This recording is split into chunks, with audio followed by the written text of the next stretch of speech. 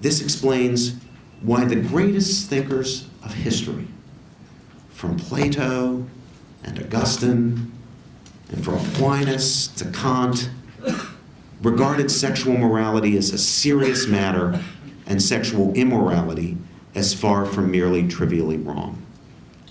We live in an age when a lot of people just have trouble thinking, well, okay, what can be really bad about a consensual sexual act in which no one's hurt? I mean, why is that a big deal? Even if it is wrong, why is it a big deal? It would pay them, it would repay them to reflect on why the most profound thinkers, beginning with Plato in our tradition in the West, saw sexual immorality as a very serious matter.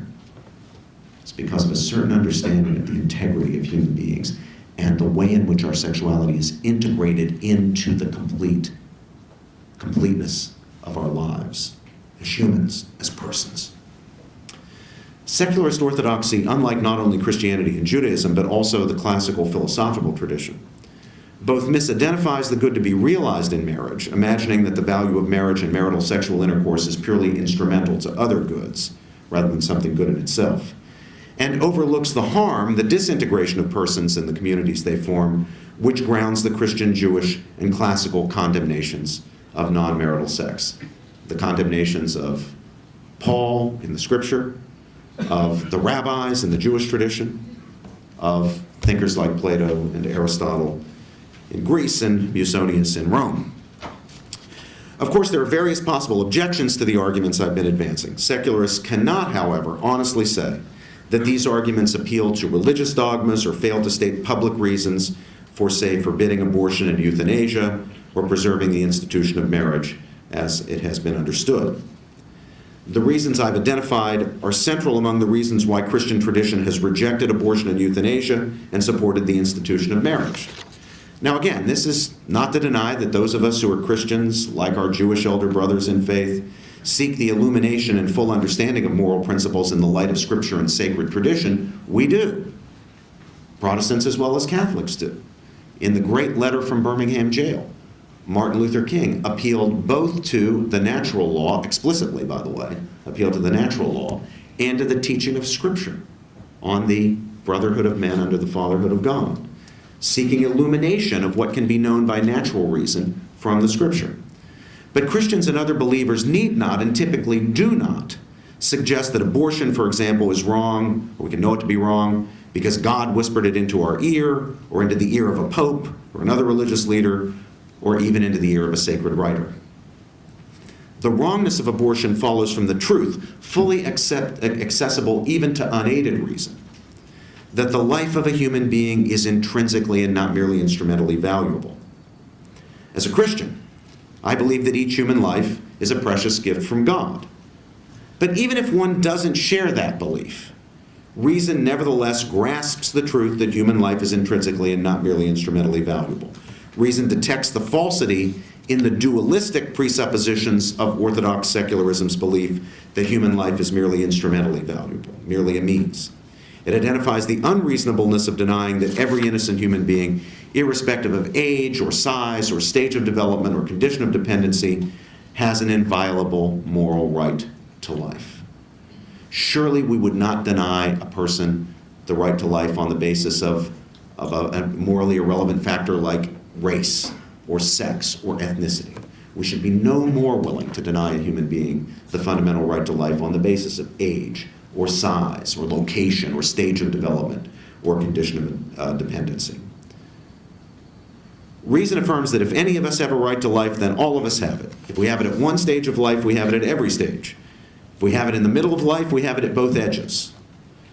There's no rational argument that anybody has been able to come up with that I know about, and the best and the brightest in the academy have been at this now for 40 years, that shows that a healthy 13-year-old or 42-year-old has a right to life, but a comatose 80-year-old or an unborn child or newborn infant has no right to life. There's no rational basis for distinguishing a class of human beings who have a right to life and other fundamental human rights and a class of human beings who do not. This is the moral core of the great so-called self-evident truth upon which our nation was founded, the proposition that all of us really are created equal. It took our country a long time to make good on that promise to our African American brothers and sisters. Jefferson, who wrote those words, was a slave owner, felt profoundly guilty about it, not guilty enough to stop. All right? But the words are true, even if the speaker of the words was hypocritical. And it's the truth that is at the foundation of our civilization, not just our polity, but our civilization. You abandon the idea that the right to life is a right enjoyed by everybody, irrespective of race, sex, ethnicity, but also irrespective of age, size, stage of development, condition of dependency. You give that one up. You abandon that idea of a right. Then you've abandoned the idea of human rights altogether. The idea that there are rights you have not by virtue of membership in a certain class or tribe or group, but rights that you have simply by virtue of being a human being. Whether or not you add the profound truth that Christians and Jews hold, that that human being was made in the image and likeness of God. Even if you don't add that flourish. Now, knowledge of this truth does not presuppose Christian faith, although biblical revelation profoundly enriches our understanding of it, and sometimes leads people who are not believers, to religious conversions. There are many examples of such conversions. A very notable case, someone I know myself, is that of Bernard Nathanson, a founder of the organization once known, or now known, I think, as the National Abortion and Reproductive Rights Action League, or maybe it's been changed to NARAL America, Pro-Choice, or something like that. Yeah, they keep changing their name. That's right. Yeah, yeah. The Bishop Corteleone knows the whole history of the. They seem to be running away from the A word. Anyway. Bernie Nathanson, Dr. Nathanson, was a founder of the organization. You probably all know this story. He was an atheist and a practicing abortionist who had taken the lives of many unborn children, including one of his own children. But he gradually came to see, and it was gradual, that the deliberate killing of unborn human beings is a violation of the most basic principle of morality and natural justice. So he abandoned the practice of abortion and relinquished his important role in the advocacy of abortion as a political matter. Soon he joined the pro-life movement and began working to roll back the abortion license. A few years later, he abandoned atheism and entered the Christian faith, which to him, in the end, now he'd come all the way along before ever becoming a Christian, all the way along seeing that, gosh, there's something really profoundly, deeply wrong, immoral, and unjust about what I've been spending my life doing, both as an abortionist and a political activist of abortion. He gets all the way there without religious faith. But then he enters into the Christian faith, which to him made sense of and grounded and profoundly enriched the basic moral understanding that he had initially achieved by way of rational, self-critical reflection, when he was just an honest, self-critical atheist, asking himself, is what I'm doing right? Orthodox secularist moral belief portrays personal morality as being essentially concerned with extrinsic constraints upon appetite or passion. It presupposes that the ultimate motives for whatever we do are grounded in our desires. Reason's role is purely instrumental. The 18th century philosopher David Hume, a founding father of modern secularism, although not a liberal, he's actually a conservative of his time, summed up the position. Hume said, reason is and ought only to be the slave of the passions and may pretend to no office other than to serve and obey them.